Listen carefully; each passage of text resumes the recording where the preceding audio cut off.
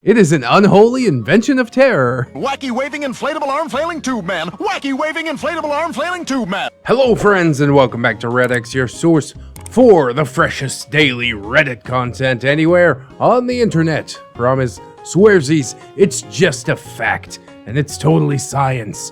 Go ahead and look it up. I mentioned briefly yesterday that I just love date fails with Neckbeards, and today we have two stories about date fails with Neckbeards, and they're both coming from returning users, so big ups to user Caustic Fox, who I know comments on my videos, and user Cloud9_09, who did the other Tinder Neckbeard video that has been doing pretty well this month, and she's hanging out in my Discord and stuff like that, which I think is pretty cool. So I said that this was one of my favorite subgenres of beard stories, and it is the truth. Hopefully we'll be able to squeeze some laughs out of these and nothing too horrible will happen. I know Caustic Fox's last story made me really physically angry, but it's the kind of impotent rage because I can't go back in time through the computer and punch somebody in the face. So deep breath, we're gonna go ahead and get on into it after we get these plugs and disclaimers out of the way, like we do.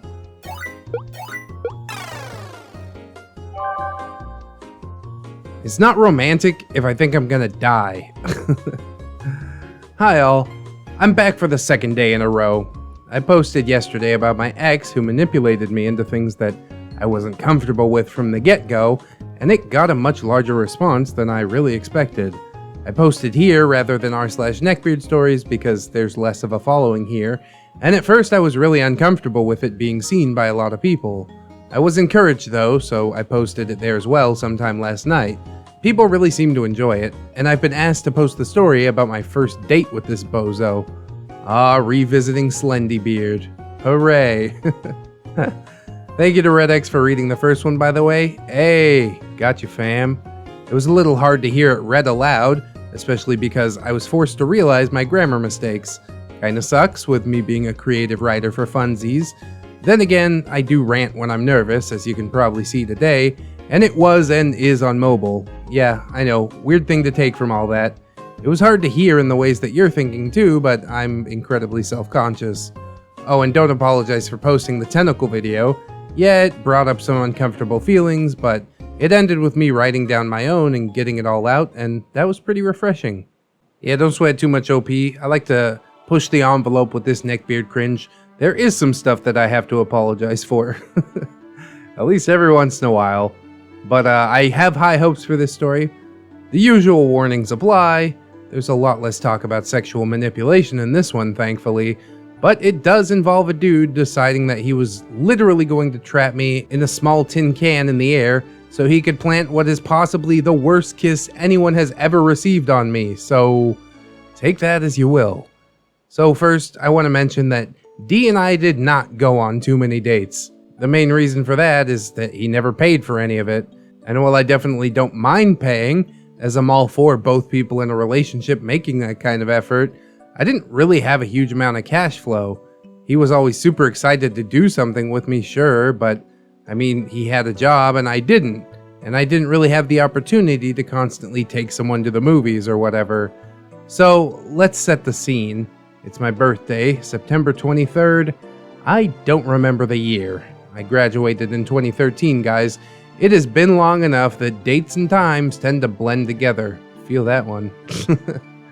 Every year, the local fair would set up a couple of days before my birthday, and I usually got a smallish group of my closest friends to go there with me.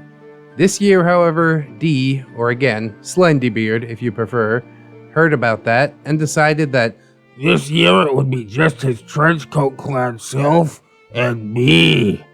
I, of course, would be footing the bill for this. Ugh. And a small part of me lamented the money that I'd saved over the past few weeks, knowing that I could just completely kiss it goodbye. Aww. A glorious little tidbit about me. At this point in my life, I was terrified, cat introduced to water kind of scared, of heights. I've since gotten a little bit better as I've had to fly a few times, though I still wind up gripping the armchairs until my fingers hurt every time we ascend or descend. At this point though, I was much more content to stay firmly planted on the ground. Trees and I had much in common. D did not share in this fear, and he actually couldn't seem to grasp that I would have such a problem with being a few feet in the air. He loved anything fast and high up. Yeah, lucky him. You'll still never catch me on a roller coaster though. As you might imagine, at any fair, there's what could be considered my arch nemesis. It spins. It tilts. It is an unholy invention of terror. It is, of course, a Ferris wheel. I don't like them for very specific reasons that many label daddy issues, even without my fear of heights. So when D and I decided that we were going on the Wheel of Death, I promptly informed him that he would either be doing so alone or with me kicking and screaming the entire time. D and I argued about this long enough that a couple of groups of people had the chance to get on and off the Ferris wheel. Eventually, I resigned myself to staring at the floor of a metal tin can and praying to whoever would listen that I wouldn't throw up somewhere in the crowd below.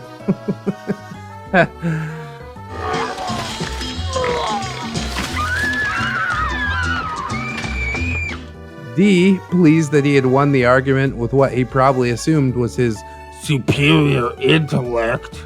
Yeah, he was that kind of neckbeard. D thought he was a genius and always had these weird inventions that went somewhere between redneck creative and why are you near that school with a firearm levels of crazy. He got me into this tiny little metal container with a pole in the middle that I clung to. Before he got on himself, however, he turned and said something to the dude running the ride. I couldn't hear what was said, and I didn't really think much of it as he got in and sat down across from me. A few minutes later, the ride started. I couldn't tell if the lurching motion came from the ride itself or just my stomach. I quickly became acquainted with all of the accumulated dirt and used gum on the bottom of the compartment. All while D sprawled out on the other seat. He looked for all the world like a cat that had gotten the cream.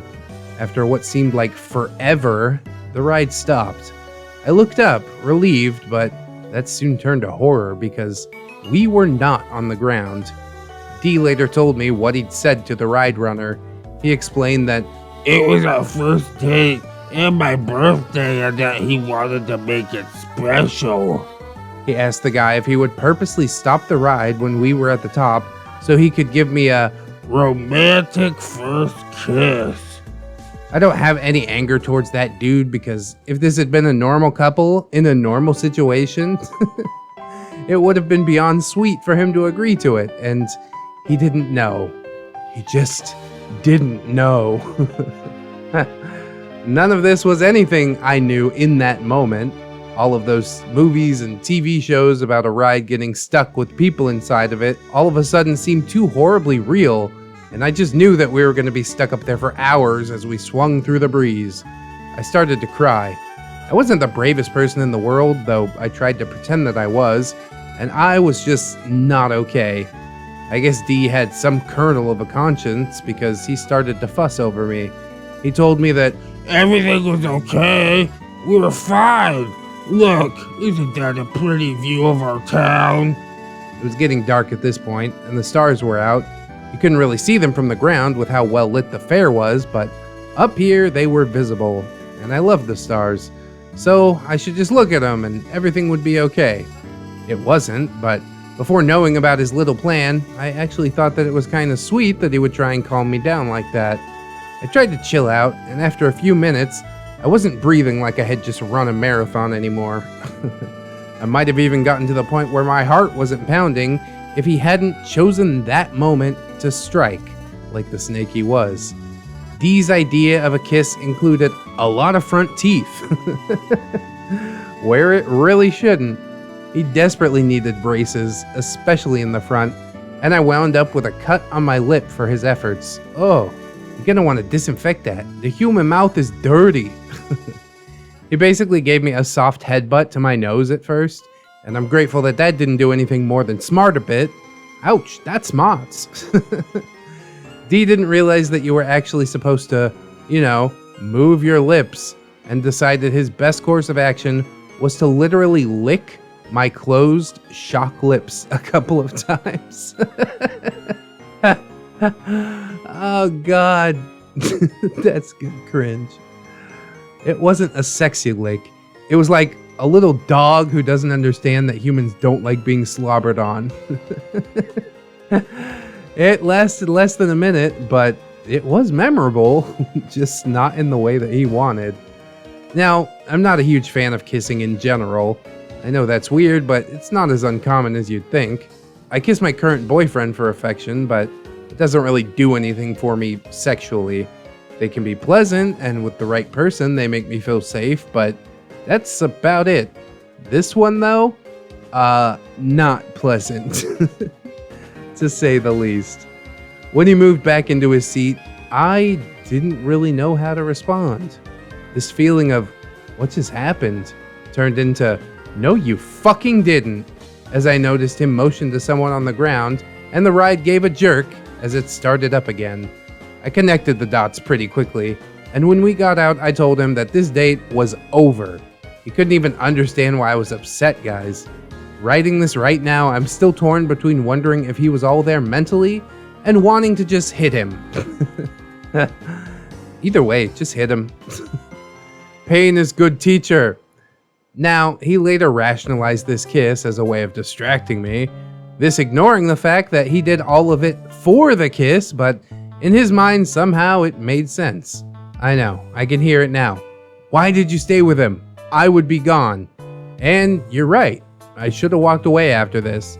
There were a few reasons that I didn't, and I regret that I let them keep me from my freedom to this day. Nothing should keep someone in a relationship that they don't want. I know I was just giving it a try, but this definitely should have been my cue to just call it quits. I'm older now and less naive. I know better, so I really hope that you won't judge me too harshly for this. I also hope this comes as a lesson to any younger women reading this who might be going through something similar. You deserve better than to trap yourself where you don't want to be. Also, I got someone asking me for a cuteness tax on the last post, though the comment's been deleted since. Yeah, because that's fucking creepy. To prevent that from becoming a thing, I'm gonna say here that this will not happen. Rose is adorable beyond belief, but she's not my little girl. It's not my place. I'm sorry. Don't be sorry for that. Fucking creepos in the comments, man. Cuteness tax is for pets, okay? Not fucking children. Jesus. Sorry for rambling, by the way. And as always, thank you for the chance to vent. This has been more of a relief than I expected. I'm not sure if I'm done retelling the story of my time dating a neckbeard because there are still a few good moments of cringe, like the time he came out to me as a furry, or the time he told my mom that he had dreamed about her while we were taking care of my sick aunt. Yeah, but I guess I'll see. Part of me could actually feel sympathetic for Slendybeard if I hadn't listened to the other story. That is absolutely heinous what he did to you. Here it's like, oh, he's, you know, kind of just seems awkward and shit. But no, he's plotting, he's planning. He's definitely not a good person to be hanging around. And I get it, you know, young people live and learn, that sort of thing. But it is horrible that he puts you through all this, you know? Unwanted kiss on the wheel of death. I think that's super funny. I mean, I love Ferris wheels, but I get it if it's a little scary. And the fact that old boy refuses to take no for an answer is a little bit concerning, but that's what we learned about in the first story. Like, he's basically a maniac, so none of this surprises me too much. I did get some really, really nice, sweet cringe when he's licking your face. It was definitely a good idea to pull the plug on the date right there. I would have even gone a step further and pulled the plug on the whole relationship, but sometimes that's how it goes, you know? Definitely do appreciate you sharing, OP. I'll see you in the comments, I'm pretty sure, and I hope that you'll continue writing. I do think that this story was more well-written than the last one, and I hope that you'll continue to share your tales with us. With all that said, let's go ahead and jump into that Tinder date. My Tinder date with a nice guy. Red guy. Oh, that name is unfortunate. Hello, it's me. Oh, maybe it's not a neckbeard. Maybe it's a nice guy. I mean, they're basically cut from the same cloth. I guess we'll pass our judgment when we get the story read through, huh?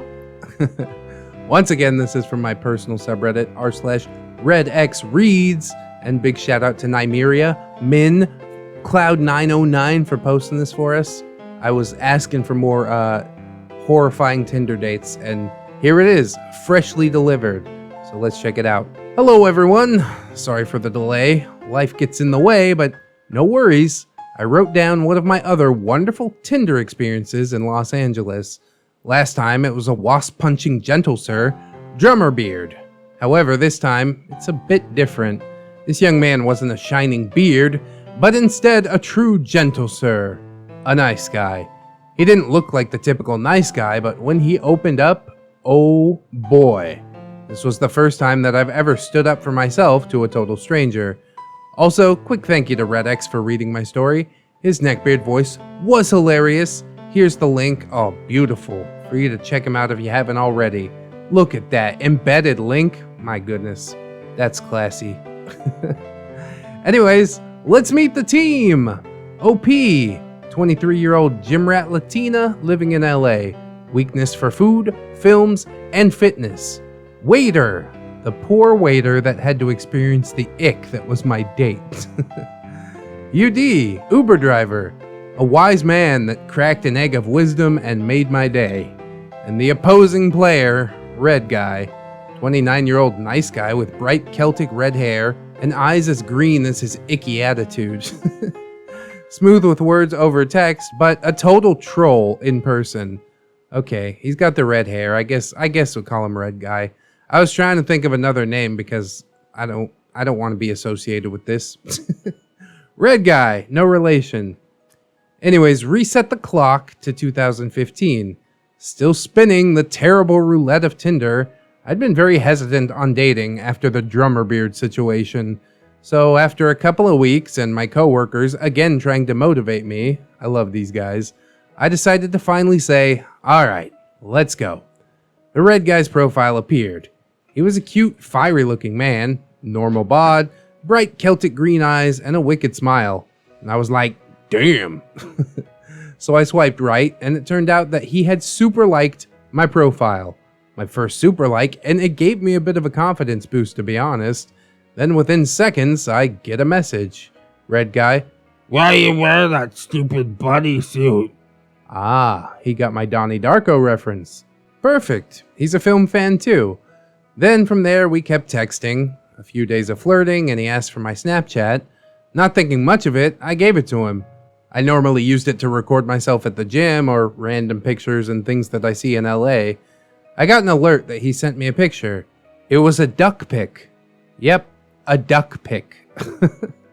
And I cracked up. So far, this guy seemed to be the type that's up my alley, and not the type who would pull me into an alley. So he asked me out, and I agreed. He worked in Venice, and I was over in Santa Monica, and I recommended a good restaurant that was a halfway point. The day arrived, and I brought a different top to change into after work. My coworkers were waiting by the front door, and without hesitation poked some fun at me while wishing me luck. I then made my trek, walking by the scenic sandy route, smiling, enjoying the shine from the sun and the sea breeze. I had a good feeling about tonight. Well, I was wrong. And it must have just been all that sunshine that was making me feel that way. I arrive at the Mexican restaurant and get seated. I looked around at the decoration of the restaurant, and it was cute. Not too packed, which gave it more of an intimate feel. I waited for a few minutes and decided to pull up my phone and mindlessly scroll through the abyss of social media. Crush the candy. Feel that? You're never alone with a phone. 20 minutes later, by this point I've had about enough, I started drafting a text to send to Red Guy, only to look up and see him approaching me. Thank Odin, he actually looks like his photo. He saunters over with a confident smile. I stood up to greet him, and I give him a hug, and immediately the mood shifted. His smile dissipated, and he gave me a half hug. Then we sit down, and I try to strike up a conversation. OP, hey, did you get stuck in traffic? Red Guy. No, I just took my time. Okay, what happened? It was so nice over text, but not in person. I look down at the menu, trying to think of a new topic of conversation, and then I look up to see him staring right at my chest. I try to catch his gaze, and he just looks at me with a "What?" face. Yeah, this isn't gonna go well. The waiter comes and gets our drink order. I ordered a large margarita, and he ordered one as well. When the waiter leaves, I smile at Red Guy. He returns the smile and says, with no hesitation, Red Guy, I've never been on a date with a black chick before. you hear that? That is the long fuse of patience that's been lit to the dynamite that is my anger. I immediately clap back with OP, and I'd never been on a date with a soulless fire crotch, so here we are. Clap back indeed. Surprisingly enough, he looked offended from that comment. I just looked back at him with no fucks given. He, then realizing the situation, tries to amend it in the best way that he can. Red Guy, I meant it as like a good thing. I thought you were like Mexican or something, but it's okay if you're black too. I'm cool with that. the fuse begins to shrink even more. OP, you know Hispanic people look differently, right? It's not just a cookie cutter look. Red Guy, Yeah, okay, cool. it's as if nothing that I said stuck with this walking human dumpster. The waiter comes out with our drinks and some chips and salsa for the table. Then the realization smacks me in the face as hard as a soap opera actress. The only reason that he wanted to go to this restaurant is because he thought I was from Mexico. And then he was somehow disappointed finding out that I wasn't. That can't be the reason. Are you just assuming this? You've seen my photos. You know what I look like, but somehow seeing me in person is different. My thought process was disrupted by the loud chomping sounds of him eating most of the corn chips and slurping the salsa. Well, I'm this far in. I'm going to at least have my drink and leave if it goes bad. I take another long sip of my drink. Red Guy, So, I thought, Latin Mexicans are supposed to be short, but you're pretty tall. Is it the black side? like talking to a brick wall. I take another sip, contemplating how to respond to this. I see the couple sitting behind us try to glance over, eavesdropping on the conversation. I stop drinking and coldly respond, OP, it's not just one size. Red Guy, You seem pretty short on Tinder, so that's why I swiped. we haven't even ordered dinner yet, and I am about to fucking lose it. The fuse continues to shrink more and more. OP, well, next time we'll talk about height. He looked pissed at that comment. This comment wasn't intended to be bad in any way, and I had no idea that I struck a nerve. But this little mountain of a man is about to blow, and I was the 5'6" piece of dynamite that was about to make it happen. Red Guy, That's fucking rude. I can't change my height because I'm short. You can wear heels to make yourself taller. oh, here we go. It's little man syndrome. Mystery solved. We can end this date now. I looked at him confused. OP, I'm not wearing heels, I'm wearing flats. His face begins to turn a shade of red. The waiter comes back and tries to take our orders. Waiter, buenos tardes. Red Guy, We're talking here. Go somewhere else. he angrily waved him off. The waiter just gave us a confused look, and I apologized to him in Spanish, only for Red Guy to cut me off. Red Guy, You said you weren't Mexican. OP, yeah, I'm not Mexican, but I can speak Spanish. Welcome to LA, bro. Red Guy, That doesn't make any sense. this dude is dumb as shit. By this point, the waiter and the couple who was now obviously eavesdropping were watching this conversation. I could feel myself grow even more irritated. I look at my drink and I have one sip left. Good.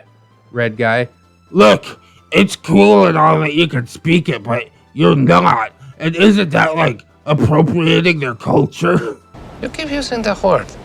I do not think it means what you think it means.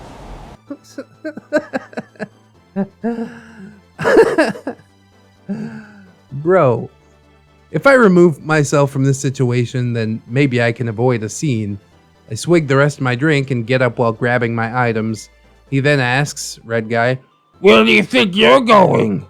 He then tries to grab my hand, and my thoughts of Drummerbeard just came flooding back. The fuse is officially gone. I yanked my hand away, and I looked at him. I noticed the other waiters and customers looking, and yeah, it's already a scene. This red-headed gremlin of a man looked irritated that I wouldn't just stay sitting there listening to his racial ramblings. After Drummerbeard, I refuse to be placed into the same situation ever again. I take a breath and channel the fire from my Latin ancestors. OP, I'm out. My drink is done, and my patience was done long before that. I'm not gonna sit here and listen to your insensitive, borderline racist ramblings. I never cared about your height. I thought you were a nice person, but I guess I was wrong. You're a disgusting, insensitive, racist, fetishizing, fake virtue signaling troll. Now I'm gonna be the bigger person and walk away in my flats. Vete a la mierda tu mama huevo. It's like your mom's shit or something. Oh, it seems to be just like fuck your mother. I thought mierda was shit. Whatever, I don't know anything. I handed the waiter $20 and quickly spoke to him in Spanish, telling them that this is just for my drink and to keep the change. Red Guy did not take this lightly, however. A woman had insulted him, his pride, and his honor in front of a group of people. So he did the mature thing and got up to apologize. No, he didn't. He did get up though, but only to follow me out of the restaurant yelling at me, saying, Red Guy, That's incredibly rude. You can't just walk out on a date. What's wrong with you? Bro, you showed up late. And yes, you can. Who's to say that you're locked into the date once it started? I'll fucking leave in 30 minutes. I don't care. This isn't going anywhere. Bye. Meanwhile, the waiter goes after him, telling him that he needs to pay for his drink. He then herds this angry leprechaun back into the restaurant to pay. I quickly get an Uber and hop into the car.